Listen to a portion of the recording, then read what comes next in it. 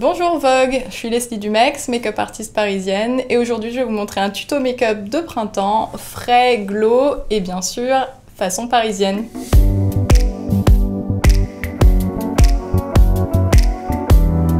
Je vais commencer par la skincare routine. Hyper important, c'est l'étape à ne pas rater quand on veut un make-up frais et glowy. Donc je mets toujours une lotion en premier pour préparer ma peau à recevoir mes soins. Ensuite, j'utilise un contour des yeux, Abeille Royale de Guerlain, que je trouve assez efficace puisqu'il enlève vraiment bien les petites ridules, il défatigue le contour des yeux. Et ensuite, bien sûr, je masse bien. Ensuite, je vais venir appliquer le sérum Abeille Royale. Donc hop, 2 pompes, ça suffit. Je l'applique toujours par pression, comme ceci, sur le visage. Après le sérum, on met une crème, c'est très important pour bien hydrater la peau. Et ensuite, je viens toujours mettre une brume, vraiment décupler l'hydratation de mes produits.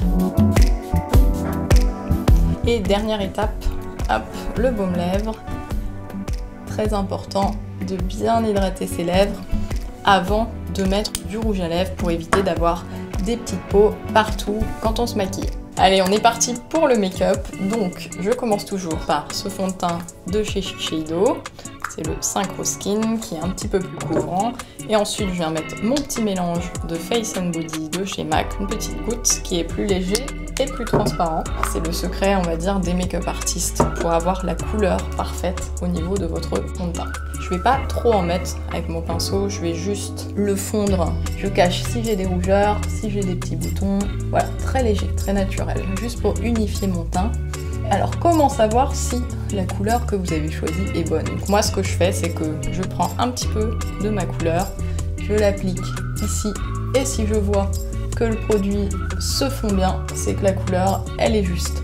Donc lorsque j'ai fini mon étape du fond de teint, j'utilise une palette de correcteurs. Donc j'aime bien celle-là de chez MAC parce qu'il y a plusieurs couleurs. C'est vrai que c'est quelque chose d'assez indispensable pour moi pour corriger les petites imperfections. Donc je prends un petit peu de ces deux couleurs, celles que j'utilise le plus, et je vais venir juste corriger les petites imperfections. Là où il y en a, je mets un peu de produit et je tapote. Plutôt que de mettre une tonne de fond de teint, il vaut mieux mettre très peu de fond de teint, voire pas du tout, et faire des corrections. C'est ça qui fait que le teint restera léger, frais et naturel. Ensuite, l'anti-cerne. J'utilise ce stylo lumière de Chanel. Donc ça, c'est l'étape numéro 1. Pour corriger la couleur de la cerne, un stylo. Hop, on fait sortir le produit. Et donc, juste dans le creux de la cerne, alors j'étale le produit d'abord avec le pinceau. C'est pas obligatoire, c'est vrai que parfois je le fais avec le doigt. Et ensuite je viens utiliser mon doigt pour fondre le produit. Vous voyez déjà, ça a corrigé la couleur, donc je n'ai plus de bleu. On voit encore ma cerne, mais c'est une vraie correction couleur, surtout si vous avez les cernes très colorées. En même temps, ça illumine, c'est ça que j'aime bien dans ce type de produit, et ça a une matière un petit peu plus légère que certains anti-cernes. C'est plus une étape de lumière, donc si vous avez très peu de cernes, la lumière, ça suffit. Donc, je passe à mon deuxième anti-cerne, Fenty Pro Filter. Il n'y a pas besoin d'en mettre beaucoup. Je fais 3 petits points.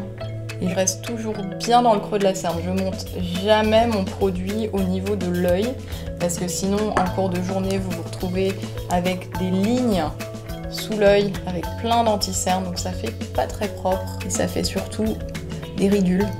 Donc voilà, pour éviter ce genre de problématique, on reste vraiment dans le creux de la cerne. Et aussi, petit tips, on n'oublie pas ce petit coin là de l'œil parce qu'on est toujours un petit peu rouge et ça a tendance un peu à faire tomber le regard. Donc je corrige toujours sur tout le monde, ça remonte vraiment les yeux. Ensuite, la poudre. Alors ça, c'est indispensable. Donc j'utilise cette poudre de chez MAC, la Blot. Donc avec un pinceau un petit peu biseauté qui épouse la forme de ma cerne, je viens poudrer, matifier. Si on ne poudre pas sa cerne, malheureusement, ça ne tient pas. Et en plus, quand on ne poudre pas, on a l'air encore plus cerné puisque ça fait ressortir le volume du fait d'avoir de la brillance. Donc, moi, je poudre bien les zones de transpiration, donc le front, les coins du nez, coin de l'œil, sous l'œil, et ici, bon, vous pouvez laisser un petit peu plus glow, c'est pas gênant. Le blush, mon étape préférée. Je viens mettre un blush de chez MAC qui a une texture un petit peu hybride, brillante, mais pas pailletée. Et avec mon pinceau, la bouche rouge, je prélève le produit. Je passe d'abord sur ma main pour enlever l'excédent de matière. Je souris, hop, et j'applique de la joue en remontant vers la tempe. Il y en a qui aiment bien mettre un petit coup sur le nez pour le côté frais printanier. Vous pouvez passer un coup comme ça. Et j'aime bien finir et passer comme ça un petit peu sur les yeux. Ça vient déjà colorer un peu ma paupière. Le bronzer que je vais utiliser, c'est celui-ci, la Terracotta Matte de chez Guerlain. Je prends une couleur assez foncée, donc là c'est la couleur Deep. Je prélève le produit avec le même pinceau que le blush. Je passe un peu sur ma main pour ne pas faire des taches. Et je commence toujours par la tempe. Et je vais faire vraiment un 3 autour de mon visage, donc du front. Alors si on a un tout petit front, bien sûr, on évitera de mettre trop de bronzer au niveau du front. Ensuite, je fais ça. Je place vraiment dans le creux sous l'os en allant vers la bouche. Je fonds un peu avec mon blush. Et ensuite, je continue dans le cou. Là, ça évite vraiment d'avoir une démarcation de fond de teint en général, donc ça rattrape un petit peu la couleur. Puis le cou, il est toujours plus blanc puisqu'il ne bronze pas, toujours plus clair que le visage. Et je fais un petit peu aussi les arrêts du nez. Ça, c'est la petite technique si vous voulez un peu affiner votre nez. Après le 3 de la Terracotta, les yeux. Je commence par cette palette. J'aime bien ces couleurs-là en ce moment. C'est rosé, c'est frais, c'est facile à utiliser sur toutes les couleurs d'yeux. Et surtout, vous avez des mats et des irisés. Donc c'est très complet. Je prends un pinceau aux yeux un petit peu fluffy. Les blancs fluffy, ça c'est indispensable pour vous maquiller les yeux.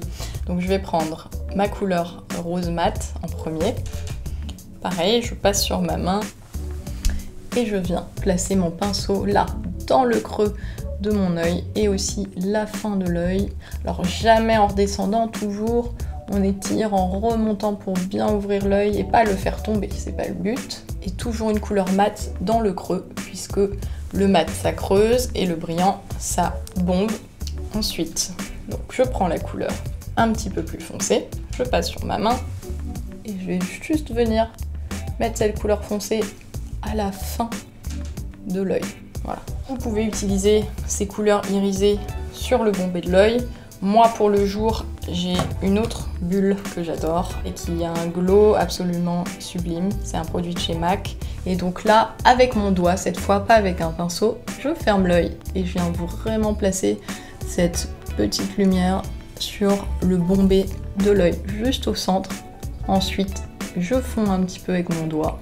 Et avec un petit pinceau, je vais vraiment venir dans le coin interne. Alors vous pouvez aussi le faire avec le doigt, mais là j'ai les ongles un peu longs, ça marche moins bien. On va éviter de se crever un œil quand même. Vous pouvez aussi en mettre un petit peu là, en dessous sur le début de l'œil. Et tout de suite, ça change complètement le maquillage.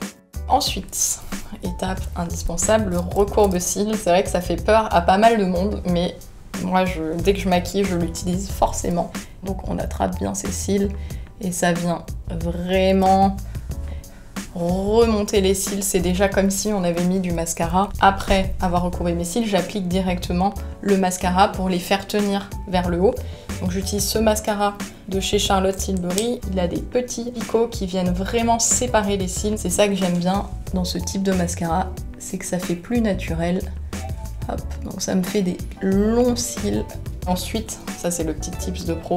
Avec un petit bâton qui n'a pas de mascara, je viens brosser mes cils pour bien enlever l'excédent de mascara, ne pas faire des paquets. On a fini avec le look des yeux et je vais passer aux sourcils. Donc je vais utiliser ce crayon de chez Shiseido. Donc il y a un côté crayon et il y a un petit côté avec une petite brosse. Donc d'abord, on brosse le sourcil vers le haut. On va venir remplir la ligne du bas. Je comble juste les petits trous. Si vous avez besoin de remplir davantage, vous redessinez toute la ligne du bas. Je finis par rallonger juste un petit peu la pointe. Et ensuite, on brosse vers le bas et on regarde ce qu'il y a à compléter. Donc par exemple, ici, voilà.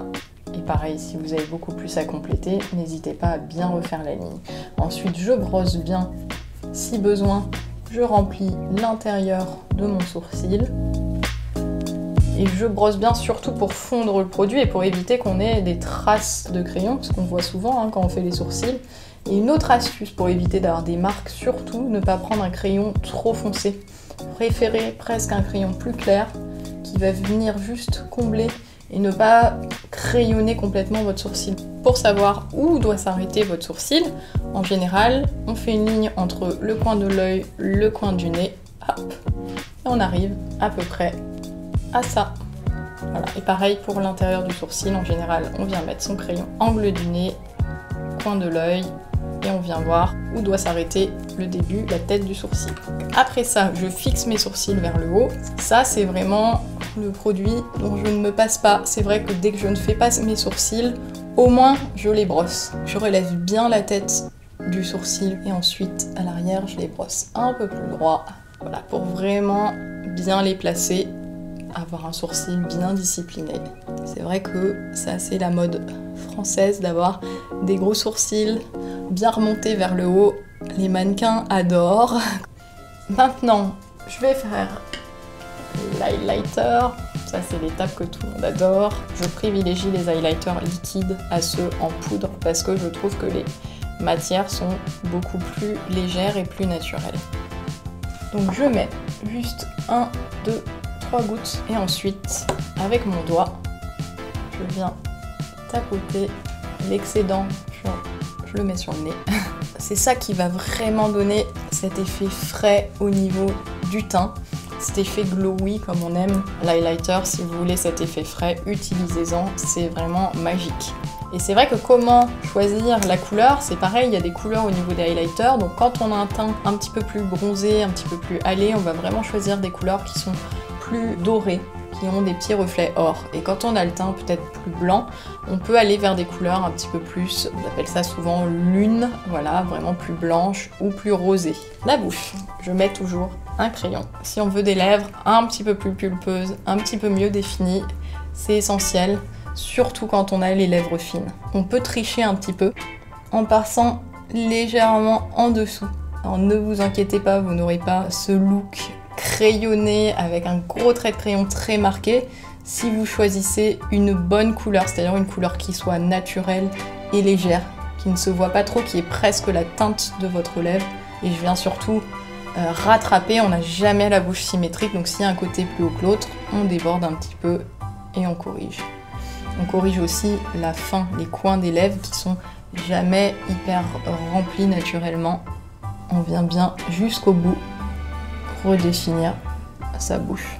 Je vais rajouter un rouge à lèvres. Donc, le crayon c'était le Charlotte Tilbury et le rouge à lèvres c'est aussi Charlotte Tilbury, c'est la même teinte, c'est le Piloto. Donc normalement ils sont vraiment très assortis. J'en mets pas beaucoup, juste un petit peu pour remplir le cœur. Mais quand on a les lèvres plus fines, bien sûr, n'hésitez pas à aller vers des couleurs un petit peu plus satinées qui pulpent davantage les lèvres. Et voilà, le look est terminé. J'espère que ça vous a plu. Je vais retirer mes barrettes. Merci Vogue, à bientôt.